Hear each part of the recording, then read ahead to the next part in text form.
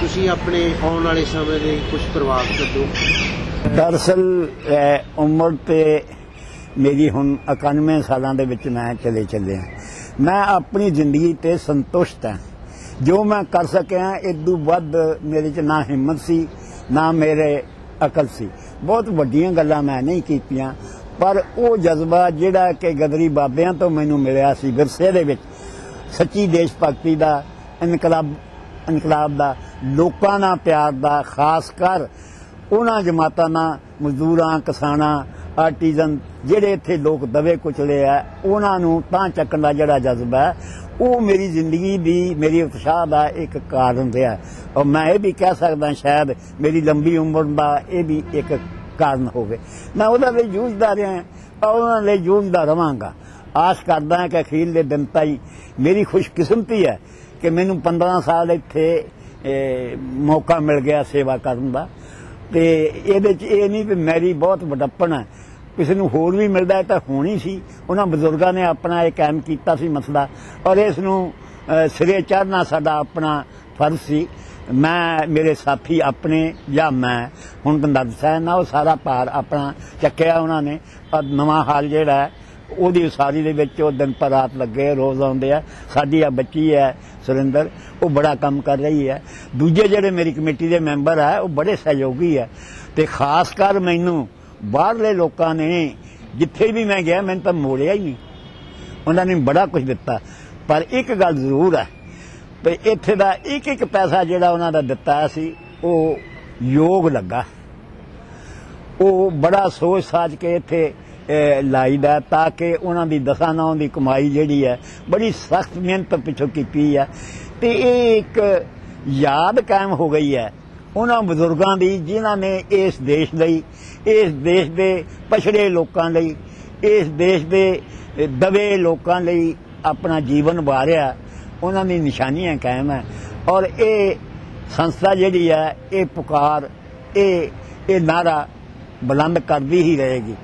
सो इत्थे इजाजत है हर कोई, भावें साडे खिलाफ भी कोई आके बोल जाए, इत्थे बोलण दी इजाजत है। साडे बजुर्गां ने कहा सी वो संस्था बनाओ जिहदे च बोलण दी इजाजत होवे। सो इत्थे बोलण दी इजाजत है, असीं कोई दखल नहीं दिंदे। सानू भी नुक्ताचीनी कर जांदे है, कुछ कर जाण।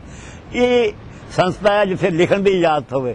सो सारे हर किस्म के जिहड़े लिखारी आ इत्थे आके इकट्ठे हुंदे आ, अपनी बहस करदे आ। हर एक पोलीटिकल पार्टी आउंदी है, सोचण दी भी खुल होवे। सो सोचदे साडे ते इत्थे अकाली भी आ जांदे है, कम्यूनिस्ट भी सारियां पार्टियां इत्थे आउंदियां, कांग्रेसी भी आ जांदे है, अपने अपने विचार रखदे, एक दूजे नूं समझ समझाउण दा ये इक्को स्थान है जिहदे सांझे तौर ते लोग आउंदे है। पर सानूं इस गल दी खुशी भी बड़ी है। असीं चाहुंदे कि साडा इस देश का भला इसे दे विच ही है, किसी पासे लग सकीए। अज दा हालात देख के जिंदगी ते अखीर दे सालां च कुछ जरूर असर पैंदा है। मेरी जिंदगी दे पिया करप्शन इत्थे हावी है, जिन्हों चक्को करप्ट मिलता है। पर मैं जब देखदा भई थोड़ा जिहा जे मैं ये भी कह देवां भई इहदे विच भी कुछ लोग दयानतदार मिलते हैं। जिहड़े दयानतदार मिलते हैं लोग उन्हां दी उपज करते हैं। पंजाबी दे नाते तौर पर मैं कोई अबब पार्टी गल करनी चाहुंदा कि गुजराल चीफ मिनिस्टर होया, प्राइम मिनिस्टर होया हिंदुस्तान का। जिस तक फॉरेन पॉलिसी का तलक है काफ़ी निभाई, अपने उदारे पदारे लोगों नाल सुलह सफाई करनी, एक पाक साफ रहा, उत्ते कोई उंगली नहीं तर सके। इस वास्ते एक तकड़ा पंजाबी है और सानू उत्ते भी फख्र है। दूजे पासे जे मैं कह देवां तो मनमोहन सिंह भी उत्ते भी उंगली नहीं तरी जा सकती। वो भी फाइनैंस मिनिस्टर, एक मैं उन्होंने जादूगर कहना, वो जादूगर जिन्हें बड़े बड़े जिहड़े इत्थे शाह है दुनिया के शाह, उन्होंने हाँ उन्होंने भंबल पूसे दे विच पा छड्डिया ते आ की हुंदा, रुपया ठा नहीं जांदा कि तां नहीं जांदा। सो साडे कोले चंगे दयानतदार पंजाबियां ने ना खट्टिया तो साडा सिर उच्चा हुंदा ये देख के।